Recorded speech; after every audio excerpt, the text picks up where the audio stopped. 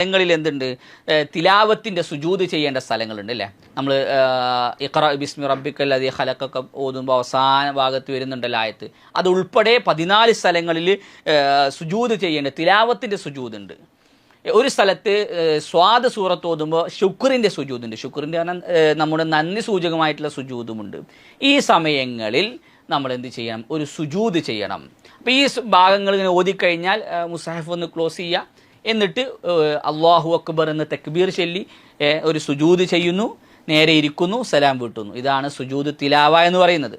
Okay, നിസ്കാരത്തിന് പുറത്താണെങ്കിൽ, നിസ്കരിക്കുന്ന സമയത്ത് ഈ ആയത്തുകൾ ഓതുമ്പോഴുള്ള നിയമമല്ല പറഞ്ഞത്.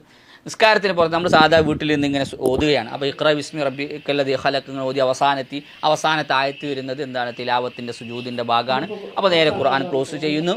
നേരെ നമ്മൾ ചെയ്യേണ്ടത് അല്ലാഹു അക്ബർ എന്ന് തക്ബീർ കെട്ടുന്നു, നേരെ നമ്മൾ സുജൂദിൽ ഒരു സുജൂദ് ചെയ്യുന്നു, ഇരിക്കുന്നു, സലാം വീട്ടുന്നു. ഈ സുജൂദിനിടയിൽ ചെല്ലേണ്ട ദിക്ർ നിങ്ങൾ സ്ക്രീനിൽ നോക്കുക. സജദ വജ്ഹിയ ലില്ലദീ ഖലഖഹു വസവ്വറഹു വശഖ്ഖ സമഅഹു വബസറഹു ബിഹൗലിഹി വഖുവ്വതിഹി ഫതബാറകല്ലാഹു അഹ്സനുൽ ഖാലിഖീൻ എന്ന ഒരു ദിക്റാണ് ഈ സുജൂദിൽ നമ്മൾ ചെയ്യേണ്ടത്, ഈ തിലാവത്തിൻ്റെ സുജൂദിൽ നമ്മൾ ചെയ്യേണ്ടത്.